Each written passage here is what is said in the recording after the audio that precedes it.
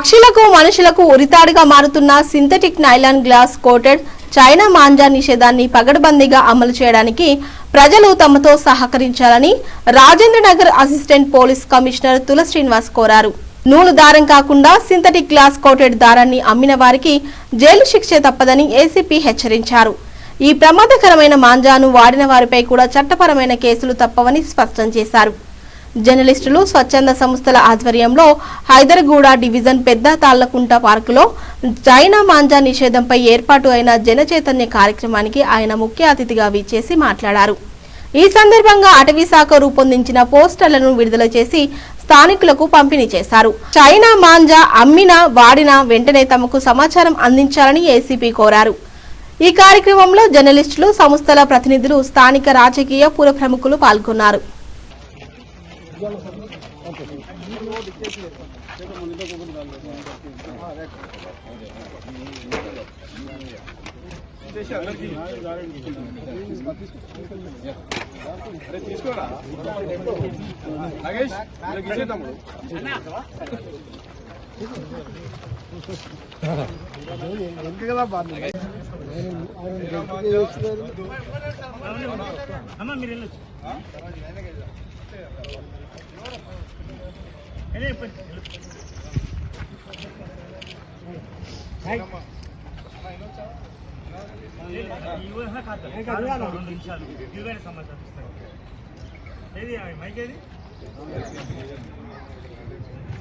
ఇప్పుడు ఇటీవల దీన్ని ఒక 5 ఏళ్ల కింద ప్రభుత్వం వైల్డ్ లైఫ్ యాక్ట్ కింద, wild life protection act, environment protection act కింద దీన్ని నిషేధించింది.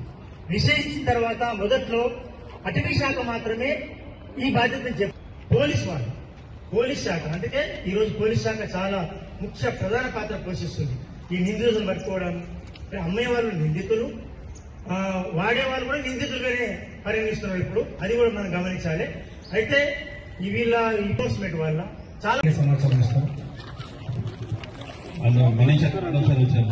ఇప్పుడు మనం చెప్తాను, చిన్న అవకాశం వచ్చింది కాబట్టి ఇవి కూడా అవగాహన కల్పిస్తూ మన యొక్క విలువైన సమయాన్ని, విలువైన సంపదను మనం ఎలాగైతే మనం ప్రొటెక్ట్ చేసుకుంటామో దాన్ని అంతకన్నా సులువుగా మన నుంచి సైబర్ క్రైమ్ ద్వారా మన సొమ్ముని అది సులువుగా ఎవరికి కూడా డైరెక్ట్ గా చేయొచ్చు. డైరెక్ట్ అది మనం కర్తవ్యంగా భావించి మనం అందరం కూడా చేయాల్సిందిగా కోరుతున్నాం. ఈ సందర్భంగా మన పక్షులకు కూడా ప్రాణహాని ఉంది కాబట్టి వైల్డ్ లైఫ్ ఒక యాక్ట్ కింద కూడా మనకు ఫారెస్ట్ వాళ్ళు కూడా తగు చర్యలు తీసుకుంటారు. పక్షులు ప్రాణాలు అవన్నీ పోతుంటే కూడా మనం చూసుకోకుండా పట్టించుకోకుండా ఉంటుంది, మనం నెగ్లిజెన్స్ గా భావించవచ్చు.